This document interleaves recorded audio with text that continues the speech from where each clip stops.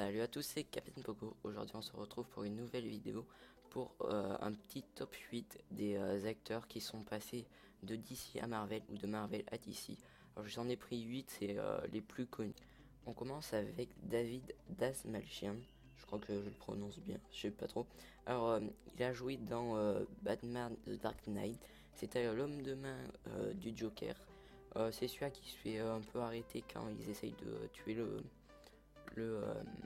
maire de Gotham à la cérémonie en hommage aux policiers tués. Et après, il devient un membre du gang des cambrioleurs dans Ant-Man. Alors, vous voyez bien les photos et vous voyez à peu près de qui il s'agit, en tout cas, je l'espère. On continue avec Ben Affleck. Alors, lui, c'est un peu spécial parce qu'il a commencé à jouer Superman il y a, je sais pas, ça fait quand même pas mal de temps. Ensuite, après, il a fait Daredevil pour Marvel. Et ensuite, il a fait Batman pour Batman vs Superman, l'œuvre de la justice. Aussi Justice League. Et normalement, je dis bien normalement parce qu'il y a des rumeurs qui disent qu'il va arrêter tout ça. Mais normalement, il va jouer dans The Batman. Et alors, pour la petite anecdote, c'est le seul acteur qui a joué Superman et Batman sur un écran. Ensuite, Ryan Gosling. Alors il a commencé à jouer dans Green Lantern, qui était un peu un flop, et il s'est rattrapé avec Deadpool en jouant dans Deadpool. Ensuite dans X-Men Wolverine Origins, je crois que c'est ça le même. Et même il se moque de son personnage tellement qu'il trouve que c'était presque un fiasco Green Lantern. Maintenant c'est au tour de Michael Fassbender, qui a joué Burke dans Joanna X pour DC Comics et qui est le nouveau Magneto. Il a joué dans X-Men The Day of the Future Past, X-Men,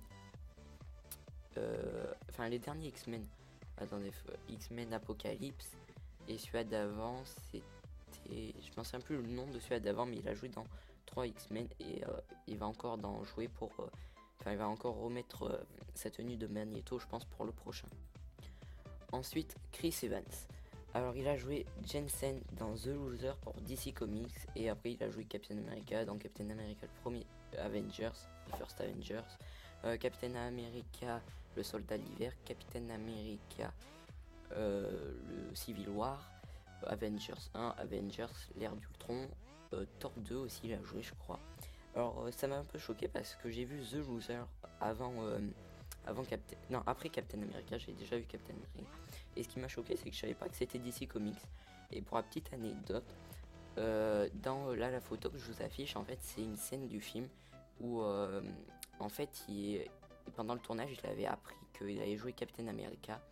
Et du coup, il avait célébré cette nouvelle, en fait, avec cette scène. Il faisait comme s'il avait ses doigts étaient des pistolets et il tuait les ennemis alors que c'était un sniper à l'autre bout. Et ce qui est assez drôle dans cette scène, c'est drôle façon de parler, parce qu'en fait c'est genre DC Comics a laissé faire un peu ce petit truc par rapport à Captain America, alors que on sait très bien que voilà quoi, c'est pas le grand amour entre les deux studios. Alors maintenant on continue avec Zoé Saldana, qui a joué Aisha dans The Loser. Il y a beaucoup de The Loser et encore j'ai pas tout pris tout le monde, sinon il y en a d'autres. Et elle joue Gamora dans Les Gardiens de la Galaxie pour Marvel. À présent, c'est Samuel L. Jackson qui a joué Octopus dans The Spirits pour DC Comics, et il joue Nick Fury pour Marvel dans quasiment tout, Iron Man, Captain America, Thor, je crois, même au moment, Avengers, Hulk non, et peut-être Spider-Man Homecoming, même si ça m'étonnerait, je ne sais pas, il n'y a pas eu encore confirmation.